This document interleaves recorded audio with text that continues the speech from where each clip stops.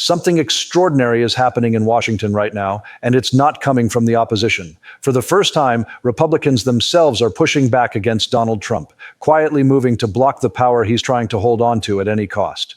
Emergency declarations, war-level rhetoric, and behind-the-scenes panic are colliding as Congress steps in to draw a line. This isn't just another political fight or a breaking news moment. It's a test of whether American power is ruled by law or by one man's instincts. Stay until the end, because what's unfolding here could reshape how power works in the United States long after the headlines fade. So imagine this moment late at night in Washington. Phones lighting up across Cap Hill, aides whispering, senators checking their screens twice to make sure what they're reading is real, because the President of the United States is furious not at Democrats, not at the media, but at his own party. And for the first time in a long time, the rebellion isn't coming from protesters outside the gates. It's coming from inside the walls. And that's where the real danger always begins. Because right now, Republicans are revolting against Donald Trump. And no, this isn't just the usual MAGA infighting or anonymous leaks meant to scare donors. This is something deeper, colder, and far more consequential, because it cuts directly into the one thing Trump believes he cannot live without unchecked power. And the reason this revolt matters is not just that some supporters feel betrayed over broken promises. Whether it's the vow of no new wars, or the soaring cost of living, or the lingering unanswered questions surrounding long-promised disclosures that never seem to arrive. It's that Republican lawmakers themselves are beginning to openly move against the very authority Trump is desperate to cling to. And when that happens, when the guardrails inside the system start to activate, presidents don't respond calmly. They escalate. They dramatize, they declare emergencies, and that's exactly what we're watching unfold right now. A presidency leaning hard into spectacle and crisis language to protect itself from internal collapse. Because at the heart of this entire revolt is a simple but terrifying reality that even seasoned Washington veterans are struggling to process out loud. The President of the United States has been publicly entertaining the idea of using military force in ways that could drag America into conflict, not with some distant adversary, but with its own allies. And when Senator Chris Murphy laid this out in blunt terms, it landed like a shockwave. Because once you strip away the bluster and the branding, what you're left with is a scenario that sounds absurd until you remember we've stopped being allowed to dismiss these statements as jokes. Because Greenland is not a blank space on a real estate map. It is part of Denmark. Denmark is a NATO ally, and NATO's core principle is collective defense, meaning that any military action against that territory isn't just symbolic. It's a legal and strategic nightmare that theoretically places the United States in direct conflict with Europe. And the fact that lawmakers are now having to seriously explain this to the public is itself a sign of how unmed the conversation has become, because no one in America voted for a presidency that risks a shooting war with allies over land acquisition rhetoric. And yet here we are parsing comments, weighing hypotheticals, and watching members of Trump's own party quietly but firmly try to shut the door before it's kicked open. And this is where Trump's worldview becomes critical to understanding the backlash, because he doesn't process geopolitics as alliances or treaties or shared security obligations. He processes it like property, like leverage, like a deal that can be forced if you push hard enough. And that mindset might work in a boardroom, but in global politics, it gets people killed. And Republican senators know this. They understand that once a president frames military action as an option, the machinery starts moving whether Congress likes it or not.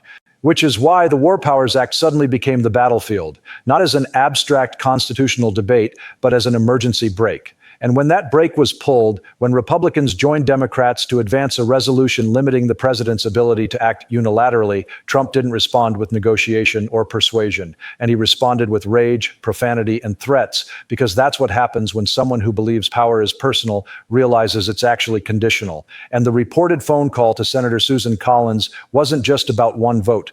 It was about the shock of discovering that loyalty has limits, that even in his own party, there are lines that can't be crossed without resistance. And for Trump, that resistance feels existential, because his entire second-term strategy hinges on projecting strength, inevitability, and control. And nothing undermines that faster than members of your own party publicly telling you no, especially when the issue at stake is war, authority, and constitutional boundaries. And this is where the narrative accelerates, because faced with pushback, Trump doesn't retreat. He reframes. He reaches for the language of emergency, declaring extraordinary measures not just as policy tools, but as political weapons. And the declaration of a national emergency tied to Venezuelan oil assets fits perfectly into this pattern because it allows him to cast himself as the sole protector of national security while portraying dissenting lawmakers as obstacles. Even though the underlying reality is far more complicated, involving long timelines, massive corporate interests, uncertain infrastructure, and benefits that would flow primarily to multinational energy companies rather than ordinary Americans. But complexity has never been the point. The point is dominance, distraction, and control of the narrative. Because emergencies change the rules, emergencies centralize authority, and emergencies shift attention away from uncomfortable questions. And there are few questions more uncomfortable for this administration right now than why long-promised transparency efforts have stalled, why document releases have been delayed, and why it took bipartisan pressure rather than executive initiative to move certain oversight actions forward. And when lawmakers like Sheldon Whitehouse start talking openly about inspectors general compliance failures and unanswered timelines, it signals something important. Not a conclusion, not an accusation, but concern that process itself has broken down. And that concern is exactly what Trump cannot afford, because his political survival depends not just on winning arguments, but on exhausting the public, flooding the zone, and keeping every controversy competing for oxygen. And that's why these threads, Republican revolt, war powers, emergency declarations, and stalled disclosures aren't separate stories. They're the same story viewed from different angles. A presidency trying to outrun accountability by accelerating chaos, and Republicans who once waved everything through are now calculating the cost of silence, weighing institutional damage against party loyalty, and realizing that if they don't act now, they may not recognize the system later. Because once a president openly suggests he is guided only by his own judgment and not by law, treaties, or precedent, the question stops being partisan and becomes structural. And that's the moment we're in, a moment where, behind closed doors, Republicans are asking themselves whether stopping Trump is an act of betrayal or an act of preservation. Because history doesn't remember who tweeted the loudest. It remembers who stepped in when the rules were bending past their breaking point. And this revolt, quiet in some places, explosive in others, may be the first real sign that the internal guardrails are finally being tested. Not by the opposition, but by those who know exactly how dangerous unchecked power can become when it's wrapped in grievance, spectacle, and the language of permanent emergency.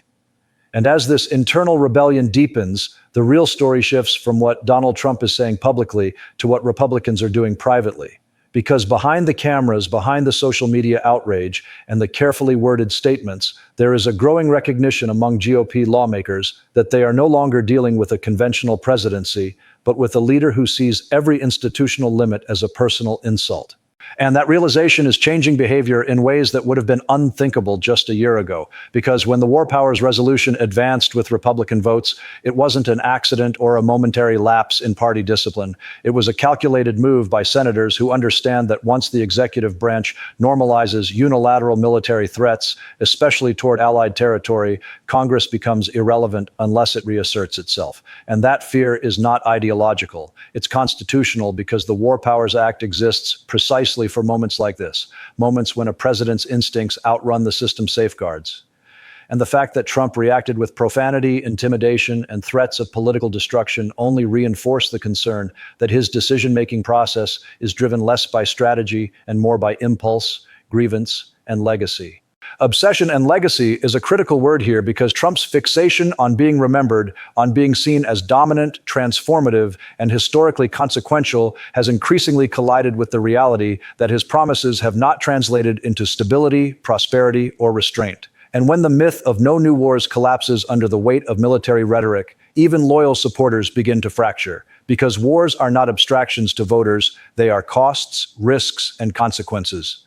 And Republicans up for re-election understand that no amount of branding can sell a conflict with allies as a victory, which is why Trump's turn toward emergency powers feels less like leadership and more like panic, because emergencies allow him to bypass debate, marginalize dissent, and recast opposition as sabotage. And this tactic has a long history, not just in American politics, but globally, where leaders who feel their authority slipping reach for extraordinary measures to freeze the political moment in their favor. And in Trump's case, the Venezuelan oil emergency is a textbook example of how economic assets are framed as security imperatives, even when the practical benefits are distant, uncertain, and largely corporate. because the language of emergency is not about timelines or feasibility. It's about optics, control, and narrative dominance. And while the administration insists this move is about protecting American interests, lawmakers on both sides of the aisle see something else. A strategic distraction designed to shift attention away from congressional oversight, internal party dissent, and growing scrutiny of executive follow-through. And this is where Trump's relationship with his own party becomes increasingly adversarial, because he doesn't just want support, he demands submission. And when senators assert independence, he treats it as betrayal rather than governance, publicly threatening their careers while privately depending on their votes for judicial confirmations, legislative priorities, and institutional cover. And that contradiction exposes the fragility of his position, because power that relies on fear rather than coalition eventually turns inward. And we're watching that process unfold in real time as Republican senators quietly coordinate, compare notes, and decide when and how to draw lines that were once unthinkable to draw. And this internal calculation is fueled by a broader concern that Trump's rhetoric about law, morality, and authority is no longer symbolic but operational. Because when a president suggests he is governed by personal judgment rather than international law or constitutional constraint, it signals a worldview in which rules exist only when convenient. And that worldview terrifies lawmakers who understand that precedent outlives presidencies. Because if these norms collapse now, they won't magically reappear later. And this anxiety has turned routine votes into flashpoints, phone calls into confrontations, and policy disagreements into existential tests of institutional survival. And all of this is happening against a backdrop of mounting public confusion and fatigue, where voters struggle to separate spectacle from substance. And that confusion is not accidental. It's strategic, because a crowded information environment benefits those who thrive on chaos. And Trump has always understood that if everything is breaking news, nothing is accountability. Which is why the convergence of these stories matters so much, because the war powers fight. The emergency declaration, the Republican revolt, and the stalled disclosures are not isolated controversies. They are interconnected stress fractures in a system being pushed beyond its design. And Republicans who once rationalized every action as temporary or tactical are now confronting the possibility that silence is no longer neutral, that inaction itself becomes a form of consent. And that realization has changed the tone inside the party from loyalty to triage, because they are no longer asking how to help Trump win the next news cycle. They are asking how to prevent irreversible damage to the institutions they still need to function after he is gone. And that shift, subtle but profound, is why this revolt feels different. Quieter in some ways, but far more serious, because it's driven not by ideology, but by alarm by lawmakers who understand that when emergency powers become routine and war rhetoric becomes casual, the line between governance and authoritarianism blurs. And once that line disappears, it rarely comes back without a cost. And that cost is what Republicans are now trying, perhaps belatedly, to avoid, even as Trump escalates attacks and frames every check on his power as an attack on the nation itself, because in his mind, the two are inseparable. And that belief, more than any single policy or controversy, is what has finally pushed members of his own party into open resistance, setting the stage for an internal confrontation that will define not just this presidency, but the future balance of power long after the headlines fade. And while the public argument rages over war powers and emergency declarations, a quieter, more unsettling pressure is building beneath the surface. Because every time the administration escalates the language of crisis, it inadvertently shines a light on what it seems most eager to outrun: oversight, documentation, timelines, and the slow, methodical work of accountability. And this is where the story takes a darker, more procedural turn, not into conspiracy or rumor, but into the uncomfortable territory of process failures and unanswered questions. Because when lawmakers begin asking why promised disclosures are delayed, why reviews stretch on indefinitely, and why statutory deadlines slip without explanation, they aren't alleging conclusions. They're identifying red flags. And red flags are dangerous not because they prove wrongdoing, but because they invite scrutiny. And scrutiny is the one thing a presidency built on speed, spectacle, and dominance struggles to manage. And that's why the discussion around delayed document releases has become so sensitive, because the administration itself elevated these disclosures into a defining promise, signaling urgency, prioritization, and transparency, only for reality to unfold far more slowly than rhetoric suggested. And when senators like Sheldon Whitehouse begin publicly describing the gap between expectation and execution, emphasizing numbers, timelines, and compliance requirements, Rather than theories, it reframes the issue entirely, turning it from a political talking point into an administrative credibility test. And that shift matters because credibility is the currency of governance. And once it's questioned, every subsequent explanation faces higher skepticism. And the request for Inspector General review isn't an accusation. It's an admission that something in the process went wrong, whether through mismanagement, delay, or conflicting priorities. And for an administration already battling internal revolt, that kind of inquiry compounds the pressure because inspectors general operate outside political theater, dealing in memos, records, and chains of decision-making. And their work doesn't disappear with a tweet or a rally, and this is where Trump's strategy becomes clearer, not in any single statement, but in the pattern of escalation. Because whenever scrutiny tightens, the narrative widens, emergencies are declared, external threats are emphasized, and the conversation shifts from documentation to dominance, from compliance to confrontation. And it's not subtle, it's instinctive. A reflex honed over decades: flood the zone, change the subject, raise the stakes, and hope the audience moves on. But Congress isn't an audience. It's a co-equal branch. And some lawmakers are beginning to behave like it again, pressing for subpoenas, following financial trails, and asking why certain avenues weren't pursued proactively if transparency was truly the priority. And again, this isn't about proving an outcome. It's about explaining a process. And processes don't have feelings. They have records. And records are stubborn because they don't care how loudly anyone insists on their own version of events. And the deeper this inquiry goes, the more it threatens to collide with Trump's preferred mode of operation, which is personal control over narrative rather than institutional disclosure. And that collision is what he fears because it limits his ability to redefine reality on demand. And this fear explains why the rhetoric around loyalty has intensified, why dissent is framed as sabotage, and why even bipartisan oversight is portrayed as partisan warfare. Because once you accept neutral review, you accept the possibility of outcomes you can't control. And Trump has always treated control as synonymous with survival. And this brings us back to why Republicans themselves are so uneasy, because they can see the convergence forming, war powers being challenged, emergency powers being scrutinized, disclosure processes being questioned, and internal party unity fraying all at once. And they understand that this isn't just a bad news cycle, it's a systems test, one that asks whether institutions still function when pressure comes from the top rather than the outside. And some Republicans are now quietly acknowledging that the real risk isn't what investigators might find, but what happens if oversight fails entirely because a system that can't examine itself becomes brittle. And brittle systems don't bend, they shatter. And this awareness has shifted the internal conversation from defense to distance, from justification to insulation, as lawmakers calculate how to separate their own constitutional responsibilities from a presidency that increasingly treats those responsibilities as obstacles. And all the while, Trump continues to push forward, framing himself as besieged, misunderstood, and unfairly constrained, leaning harder into the language of destiny and personal judgment, even as the institutional machinery around him begins to hum louder, slower, and more deliberately, because oversight doesn't rush. It accumulates, and that accumulation is what keeps him awake.